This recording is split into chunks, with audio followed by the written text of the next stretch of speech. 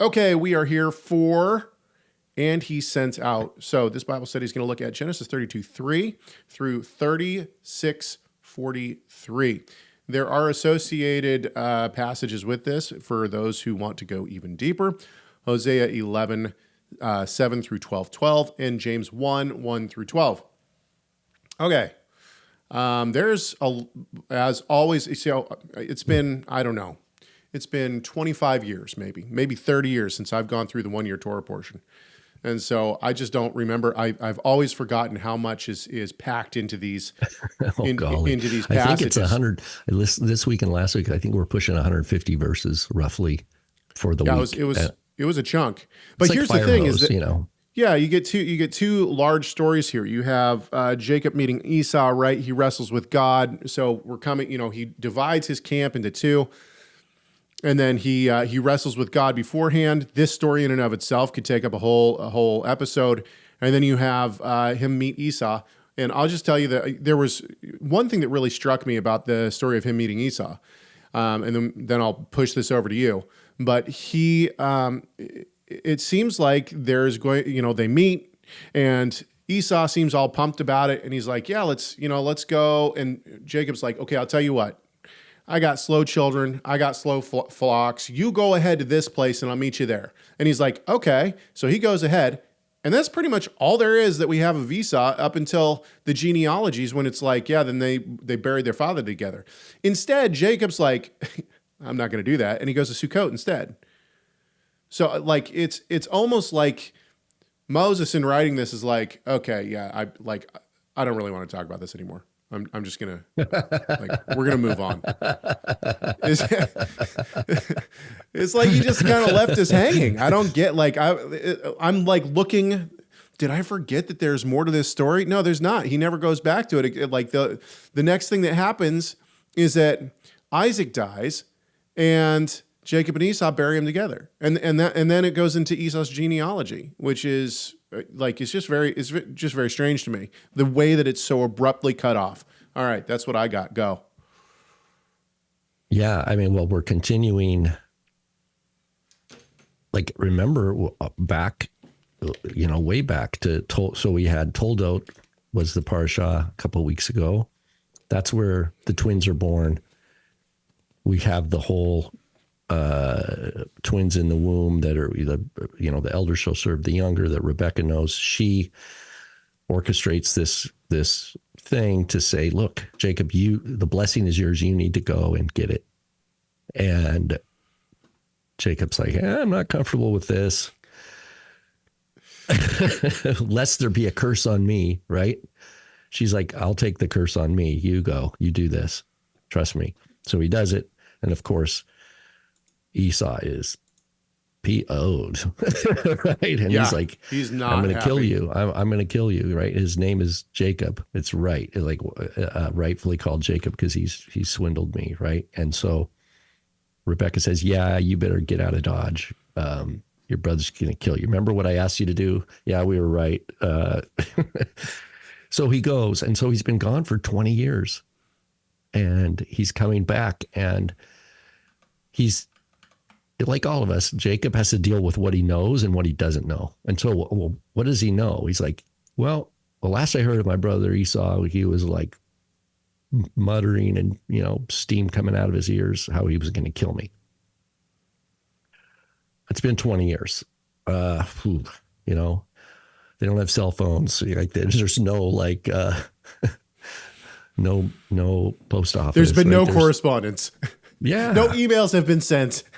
So it says, and he was greatly terrified, right? He doesn't know. So why is he, when do we feel terror like this? It's because we're up against an unknown, and it's something, the only story he knows in his mind is that his brother wanted to kill him, and that it's been 20 years. So it's like, okay.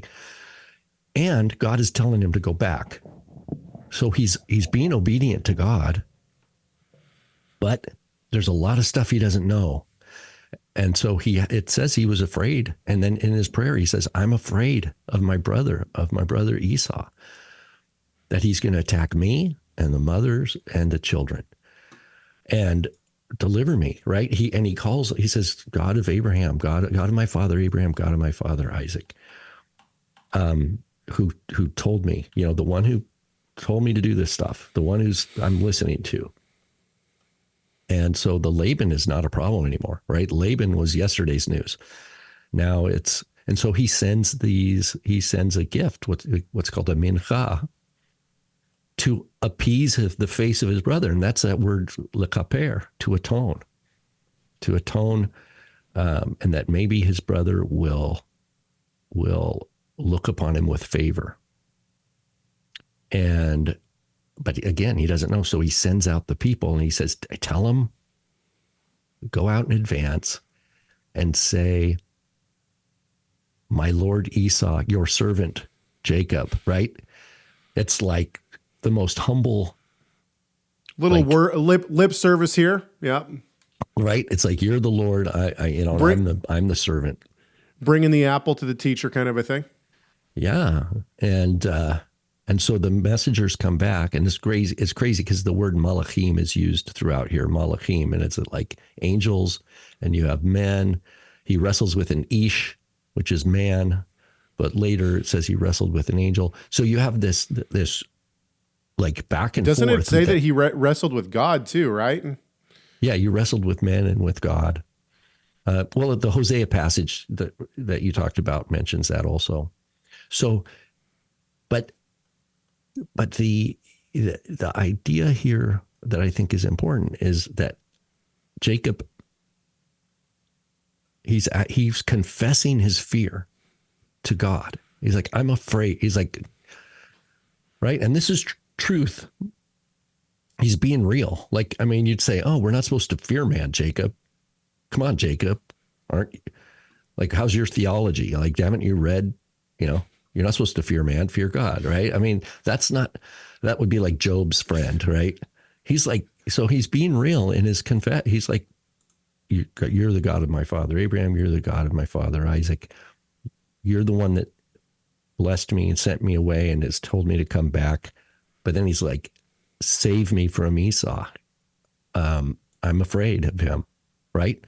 And he's being real with God. And he's afraid for not just for himself, but for the women and the children.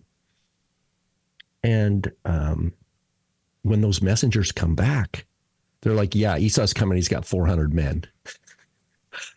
Like, what does he do with that information? He can interpret that two ways. He's like, oh, is he going to wipe us out, or is it, oh, he's just happy to see me? So we can't presume to know. We got to try to put ourselves in Jacob's shoes and go sandals and say, oh man, that's a pretty terrifying image. Esau coming with 400 men. So he's I was struck wipe us out. That number and the number of Abraham going to get Lot back, right?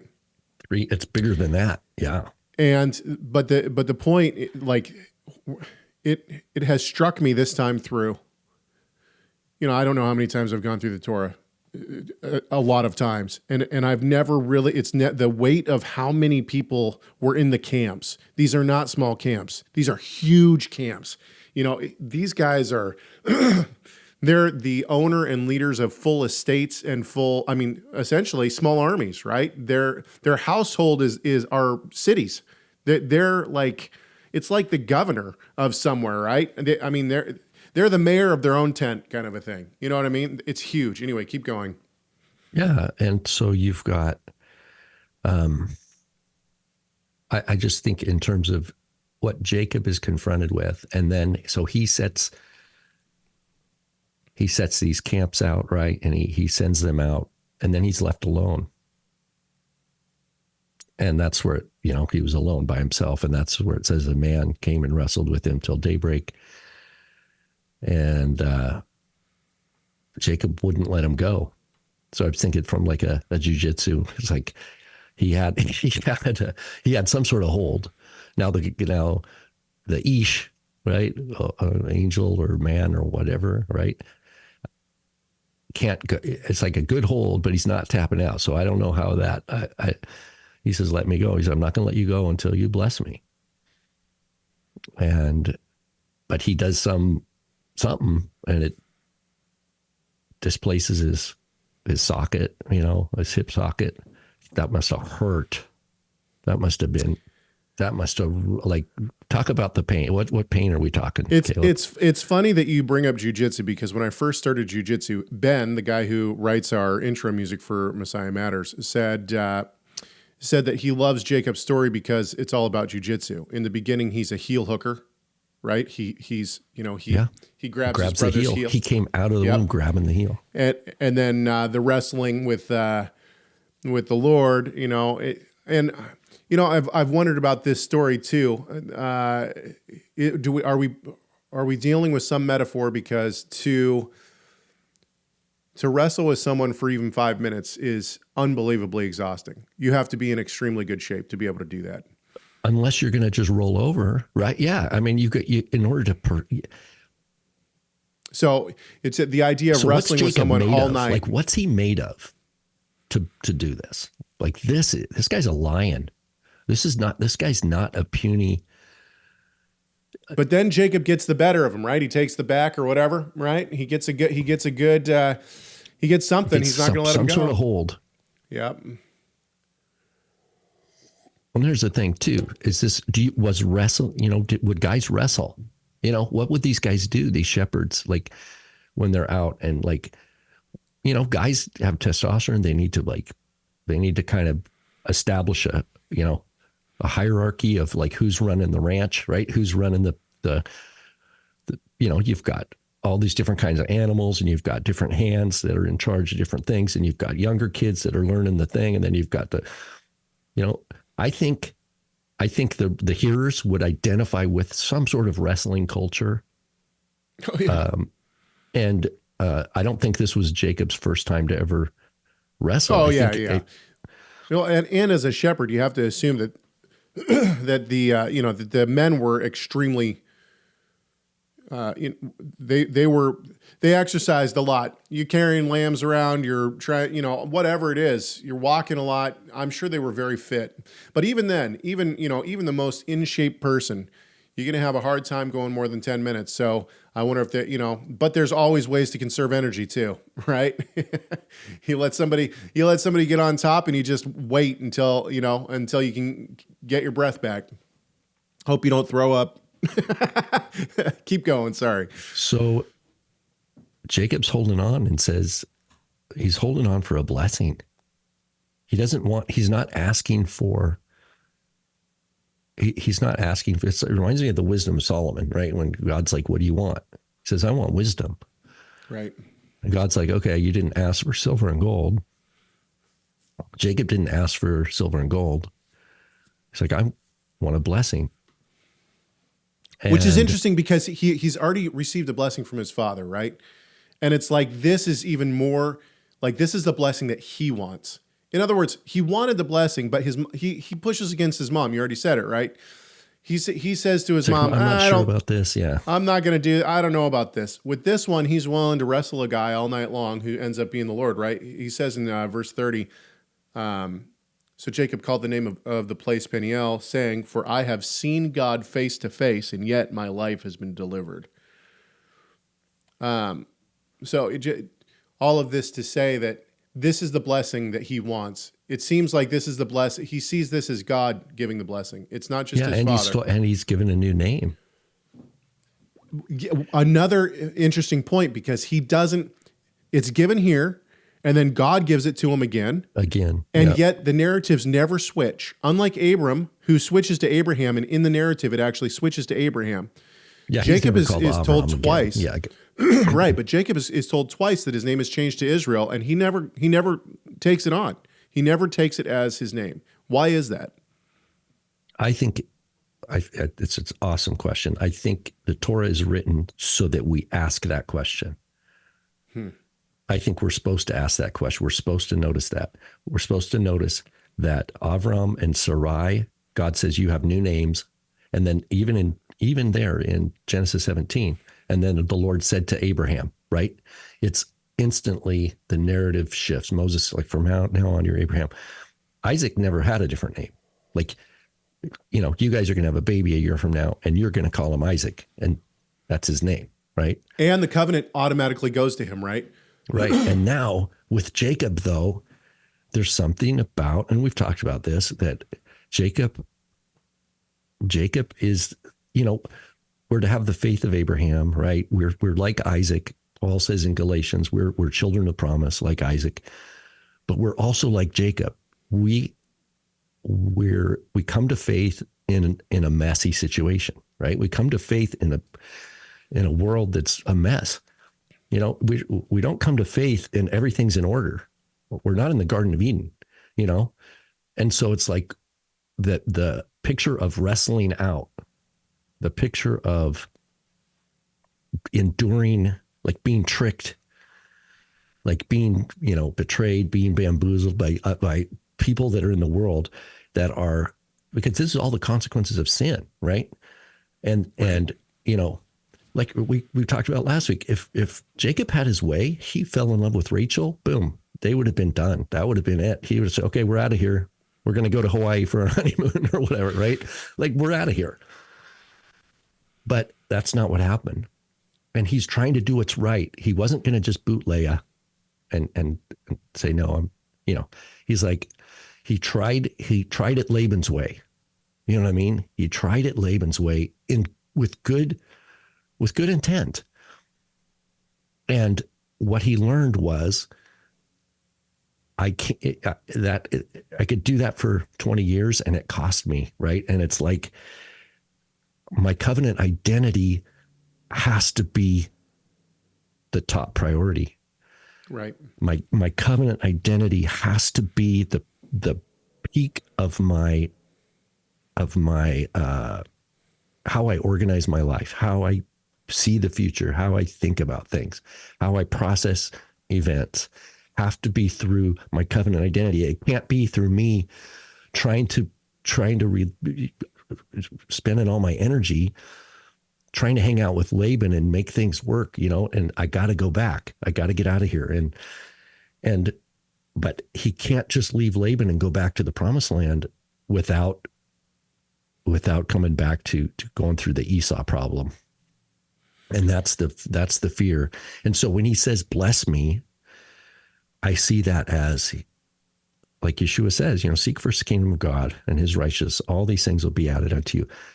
When he says, bless me, it's like all his heart, all his soul, all his mind. It's like, all I want is to be blessed by God. All I want is to abide in my rightful, proper place in the covenant line. And everything else, I have to give everything else to God. I can't control Esau and his 400 men. I don't know what they're going to do. I'm being real before God. It's like, God, I'm scared. I'm scared he's going to wipe us out.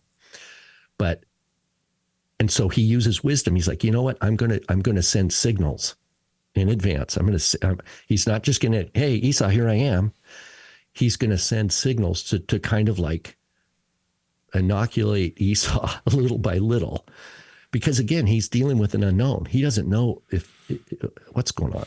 And I love that scene when the brothers are back together and they're like weeping and he says, I've seen your face like the face of God. And it reminds me, it's back to that Peniel Elohim, he says there. You've seen your face is like seeing the face of God. That Jacob is recognizing all the fear that he was feeling was based on his imagination.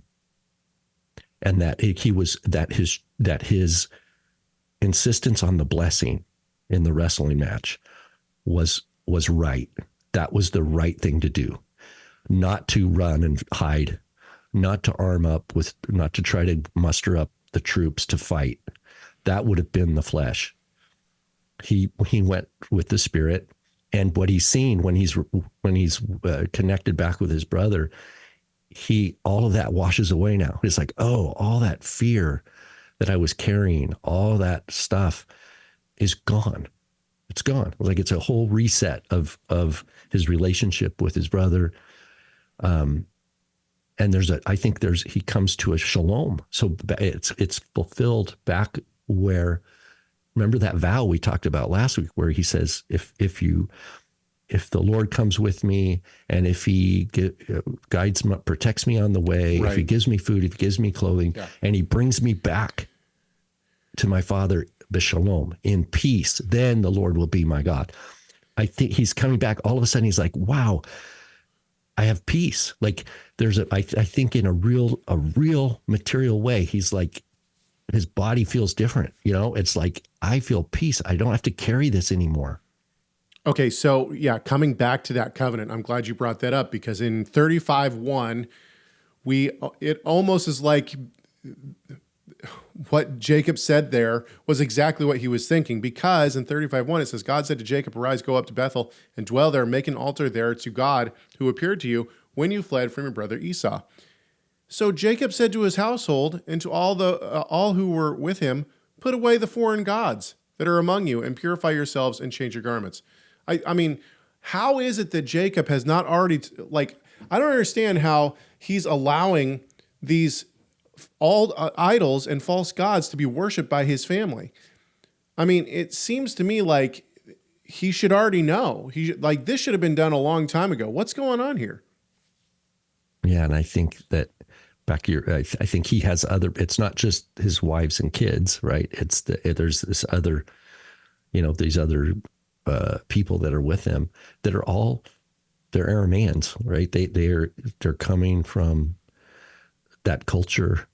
It's a different language. Like with last week's Torah portion, Vayetze, it was Teraphim and Elohim were the words used. Laban saying, you stole my Elohim. And Jacob says, if any of us took any of the vessels of your house, that person will die. Here, it's a different word. It's literally foreign gods.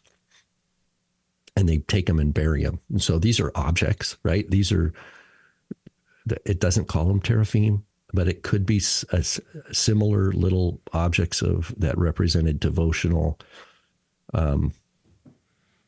like maybe set up for a little shrine or something like that, in the homes and it might be that he tolerated it because he didn't know, he was just doing what he could. I don't know. It's a great question, but it's clear. He's like, okay, time Done. to stand up. Like is it in James or in Hebrews where it says, strengthen your knees, like stand up straight, wash your hands, like in other words, this Clean is your serious, room. and he takes it seriously. The fact that he's saying, look, now why did he bury him and not destroy him? I don't know. I don't have an answer for that. Like you'd think Moses with the golden calf is like, man, that thing, we're not going to bury that. We're going to annihilate, we're going to destroy this thing. So I think it's interesting also that, and I think this is cultural, but in verse 4 it says, so they gave Jacob all their foreign gods that they had and the rings that were in their ears. And this reminds me of the awl, right? If you have a slave, you put his ear on the doorpost, that's going to stay with you forever, and you drive it all through his ear. So it seems as though to have an earring, it seems as though the two are connected, right? The foreign gods, they have earrings that in their ears. That's a mark of being a slave. Right. But they're servant. attached to their gods, right? They're slaves to their gods. I wonder if there's also some of this in Paul's thought when he says that you were slaves to sin, but now you're slaves to righteousness. So anyway, we could keep going here. There's tons here, but I think that's a lot to chew on and a lot to get the juices flowing for people out there. These, as I've said every time that we've done one of these, our conversations are not meant to be an exhaustive look at these Torah portions. They're meant to spark some ideas for you, and to kind of get your juices flowing so that you can dive deeper into the Word. My hope also is that we say things that maybe are not at the forefront of your mind. In other words, your mind for this Torah portion might be specifically in in Dinah and the rape of Dinah and the overthrow of Shechem. But we haven't even really touched on that, which is fine, because my hope is that we've touched on other things that you might be able to roll into that. So whether you're a teacher, whether you're just at home studying, whether you're a dad trying to lead your family, a wife, a mother trying to lead your family, whatever it is, we hope that this conversation has sparked something for you. We will be back next week with another one, and Story of Joseph. Story of Joseph. Yeah. Yeah, it's and that was my Vayishlach was my bar mitzvah passage, so it holds a very special place in my heart. All right, we'll be back next week. Thanks, guys.